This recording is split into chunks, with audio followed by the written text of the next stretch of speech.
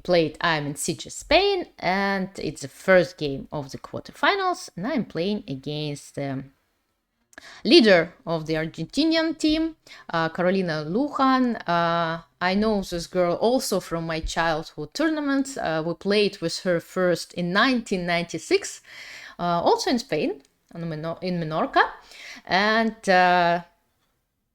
so we haven't played many games, but that was our first encounter, and here we are many years later representing our teams and playing in the World Team Championship. It's a nice road. It's a nice road to follow, and I was playing white, and Carolina started the game with e4, and as I expected, she opted for the Italian game, for the closed Italian game, d3, knight f6, and castle. Sometimes I play sharper lines with d5, but in this particular game I decided to stick to a more classical approach. I played d6. There are many systems and move orders, and I would lie if I tell you that I know all the nuances of the Italian games, although I've had a chance to analyze it a lot with white and with black pieces. Yes, exactly. Gioco pianissimo variation. c3, a5. Since a white's plan in this Italian game is often connected with gaining advantage on the queen side by playing b4, a4, a5 if allowed, or b5 later on, that's why I amend this plan. I mean with this setup with a5. Of course, a5 has some drawbacks, such as weakening this b5 square, so bishop and the knight can later on use this weakness, but you choose always what to give to your opponent or what not to give, and in this particular case I decided not to let white play b4. Of course, it's a well-known line. Many top grandmaster games are being played every day. So knight b2, d2, castle, rook e1, nothing is new under the sun, bishop e6, bishop b5. That is one of the examples what can happen after a5. White is trying to use to explore this weakness. But a5 is not only guarding b4 square, but it's opening up the g1, a7 diagonal, which surprisingly can be felt in this variation. After the move queen b8, also very often this move can often be seen in the lines with a5. My queen is being transferred to a7, where together with the bishop it will put pressure on the f2 square. Knight f1, queen a7, but again, there have been many games played with this particular line and this particular move order, so nothing is new under the sun. White is protecting f2 square by exchanging the bishops. Knight takes e3, h6, also a prophylactical move that one can see quite often in the Italian and Spanish openings and setups, protecting the g5 square and preparing somewhere a window for the king. h3, same story. Knight e7. So I'm starting my knight's maneuver to g6. Why? Well, from g6 it can get to f4 at some point. It also protects the square on e5, and it opens up in some lines. It opens up the road to the c6 pawn, and then c6 d5. I can fight for the center.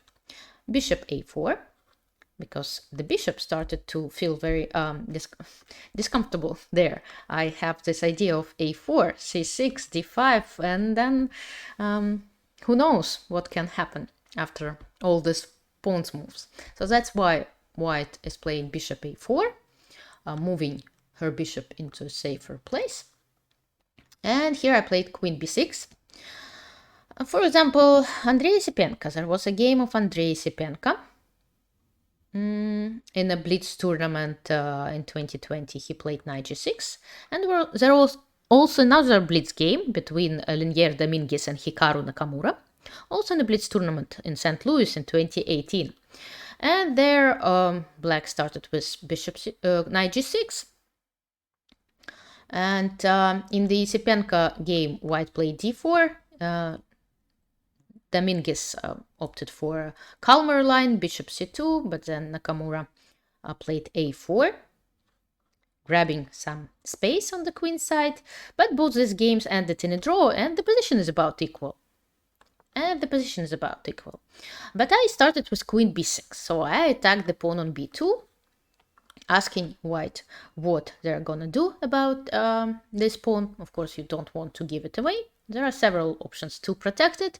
My opponent picked the move queen to d2, leaving the space open for her bishop to go to c2, and after knight g6, she retreated the bishop to c2. It was possible to take on b2, but then it would lead to some to the opening of the b7 pawn. I'm not winning the pawn with queen takes b2, because the rook will get it back and it will get to b7, and my queen is kind of misplaced. Maybe the position is still fine. Thank you so much for the subscription, but I didn't feel like it, and I made a move that one can often see, and we already saw in the Dominguez Nakamura game, a4. So I'm grabbing more space on the queen side and hoping that this will help me at one point. You never know when, but sometimes such moves can help you. White decided not to watch and see and watch this pawn on a4 and played b3. They confronted this move immediately. But this move has its drawbacks, and we'll see why. It might have been a better idea to pick some other moves for white.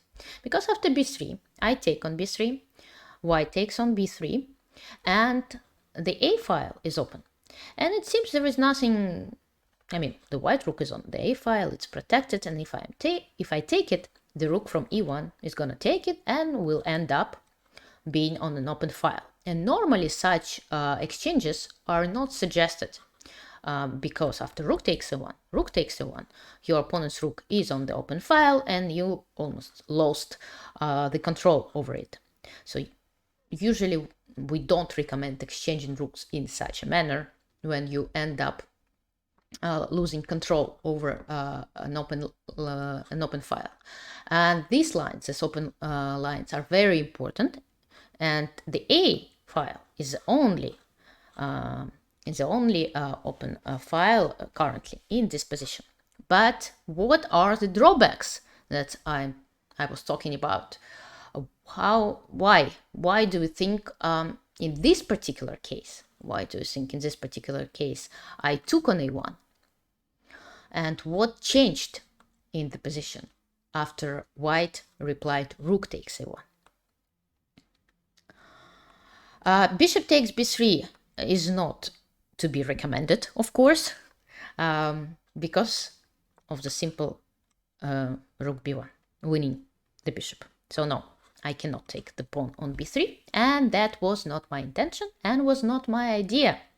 My idea of giving up the a file was the reason that I noticed that after rook takes a1, actually white's rook is not on e1 anymore, and it does not put pressure on e5. How can it be important? Because after rook takes a1, I can play d5, and d5 and d4 are two central pawns movements that we should consider always when playing Spanish or Italian games. Even if white starts this game by playing d3 and black plays d6, it doesn't mean that the players don't want to play d4 or d5. So we should always look for these moves and consider them. And I noticed that after rook takes a1, the rook is not longer on e1, and that means that after e takes d5, knight takes d5, if white takes, I am going to take, and my pawn on e5 is not under attack anymore. And that's why it makes this exchange combination makes this whole d5 breakthrough possible.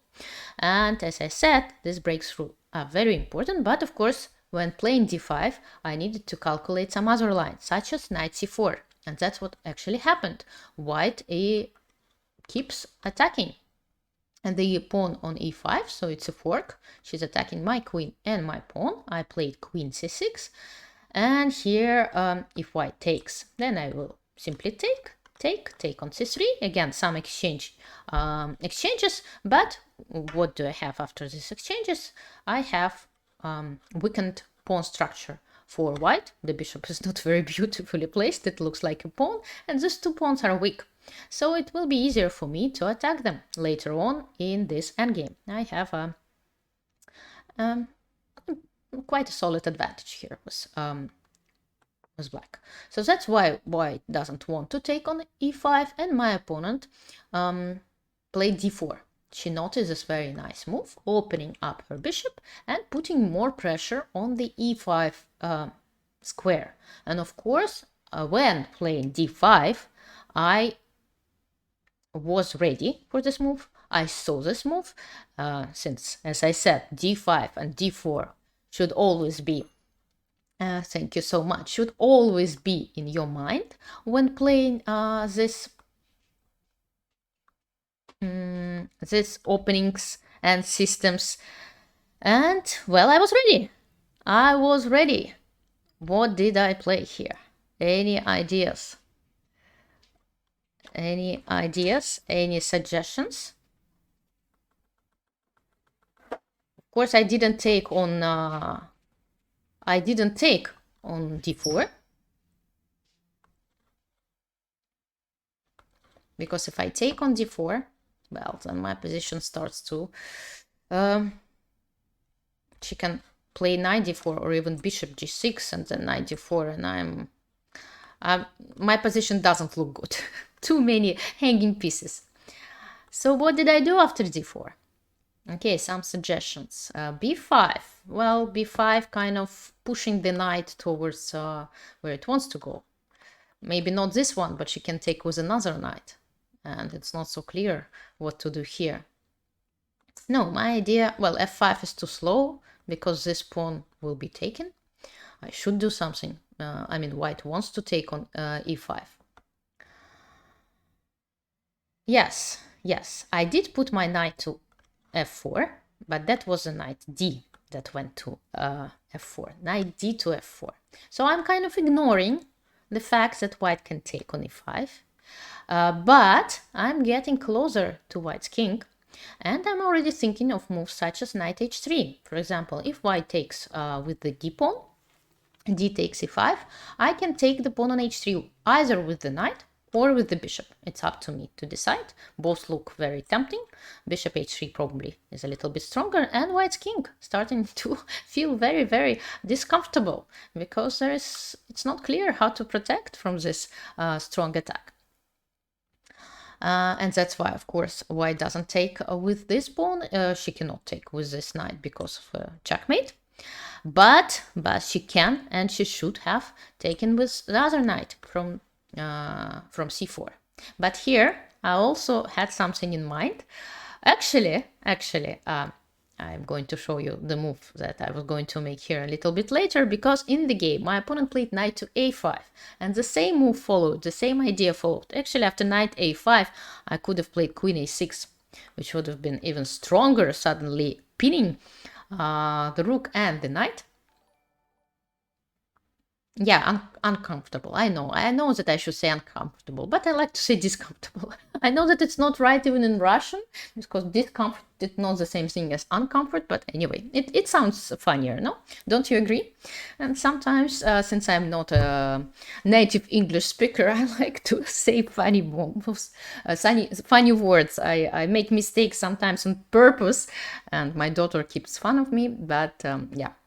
So the king is clearly in discomfort after queen takes f3. I'm sorry. Okay, getting back to the game. What was going to happen after knight takes e5? I was going to take, and my idea, okay, knight takes e5 is still impossible because of queen takes g2, checkmate. But after d takes e5, what was my idea? Maybe I don't speak English perfectly, but sometimes I do play chess perfectly, which is really quite quite a pleasant thing to do. Yes, there are some ideas with knight takes h3. That's true, but these ideas are not very strong because of simply king h2. Chess is not checkers. Unfortunately, white doesn't have to take. And yes, the right ideas at my dear spectators on Twitch, since I'm doing this and recording this part of the video on Twitch during my Twitch stream, already noticed queen takes e3. Very nice combination. Followed by knight e2. Nothing, I mean, the position is still about equal, but I do believe that I have some slightly better position due to my pawn's majority on the queen side. That can decide the game. Thank you for the raid. Chess Heroes, thank you for the raid. But, as I already said, well, the knight on the rim is dim, so we try to get our pieces towards the center always, and knight a5 is a mistake by many, by two moves already. So after knight a5 I can play queen a6, which is the strongest move, but since I was planning to take on c3, I took on c3 with the queen.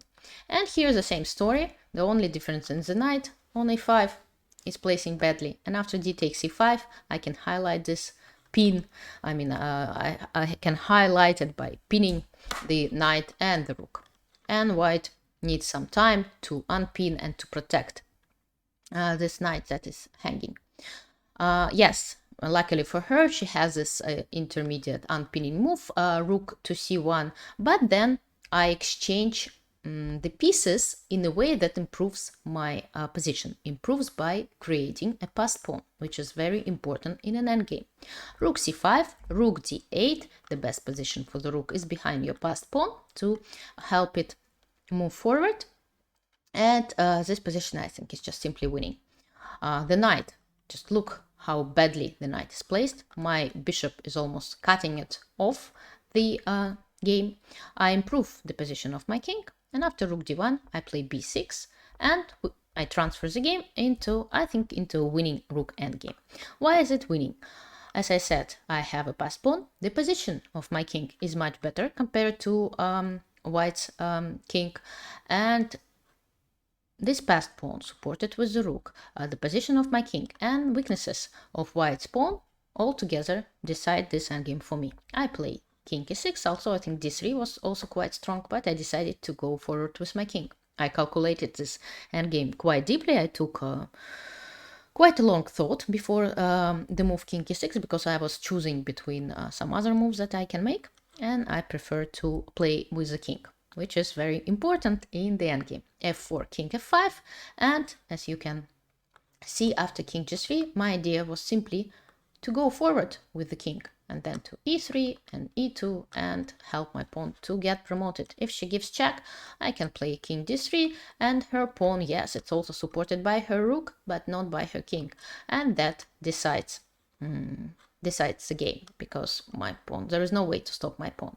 My opponent decided to stop my king, but in that case I just simply, it didn't stop my king, I just simply took the pawn on f4, play d3, play rook e8, and then king e5 was not played, of course. I played king e3. I think she just resigned or she ran out of time, and that's why the arbiter put my king on e5, and king e5 appeared in this PGN, but in fact I was going to play king e3, of course, and just compare the difference between two kings. That's what makes us win endgames. King's position is crucial. Yeah, exactly. So that is it for this game of the week.